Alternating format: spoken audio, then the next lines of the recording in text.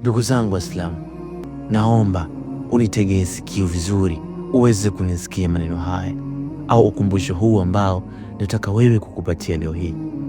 Tumeambiwa kwamba Waislamu wote kioo chetu kizuri cha kujitizama ni kioo cha mtume wetu Muhammad sallallahu alaihi wasallam. Ndugu zangu Waislamu, kioo kizuri cha kujiangalia ni kioo ambacho mtume Muhammad sallallahu alaihi wasallam alikuwa anakitumia. Uenda labda hujanielewa, subiri nikueleze kwa lugha nyepesi ambayo uenda utanielewa zaidi. Siku hizi tunalipizana visasi baina ya nafsi na nafsi, lakini ukija kwa mtume wetu Muhammad sallallahu alaihi wasallam hakuweza kulipiza visasi kwa njia ya nafsi kwa nafsi, ila alilipiza kwa njia ya Allah au kwa ajili ya Mwenyezi Mungu. Subiri nikusomee hadithi hii ili uweze kuelewa zaidi. Siku moja Aisha radhiallahu anha amesimulia kuwa Rasulullah sallallahu alaihi wasallam akulipiza kisasi kamwe kwenye mambo yanayohusiana na nafsi yake. Hata hivyo, mambo ya halali ya Allah yanapovunjwa, hapo aliadhibu kwa ajili ya Allah. Muona mtume wetu Muhammad sallallahu alaihi wasallam akuweza kulipiza kisasi baina ya nafsi yake kwa nafsi nyingine, ila aliweza kulipiza kisasi kwa ajili ya Mwenyezi Mungu. Ndugu zangu, tuache tabia ya kulipiza kisasi, kwamba huyu kakufanyia ubaya huyu, basi na wewe utamlipizia ubaya, kwamba huyu kakutukana, basi na wewe utamtukana. Tubadilike ndugu zangu Waislamu, tusilipize visasi.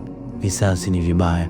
Kama mtume wetu ni kioo chetu, basi mtume wetu hakuweza kulipiza kisasi baina ya nafsi yake, ila alilipiza kisasi kwa ajili ya Mwenyezi Mungu. Biri ni hadithi nyingine uenda mkanyelewa zaidi.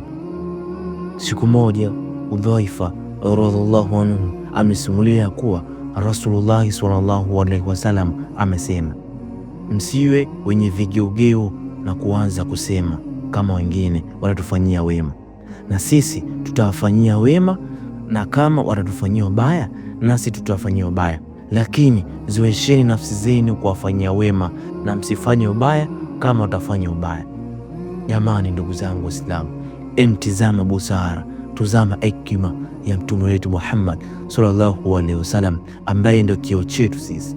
Ndugu zangu Waislamu, tizama busara, tuzama hekima ambayo alionayo mtume wetu Muhammad sallallahu alaihi wasallam, ya kwamba tusifanye ubaya kwa mtu ambaye alitufanyia ubaya na tufanye wema kwa mtu ambaye alitufanyia wema.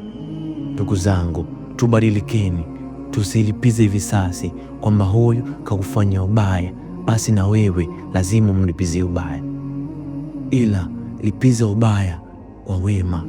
Ndio kitu ambacho mtume wetu Muhammad sallallahu alaihi wasallam amemesi, ni kitu ambacho mtume wetu Muhammad sallallahu alaihi wasallam amesisitiza.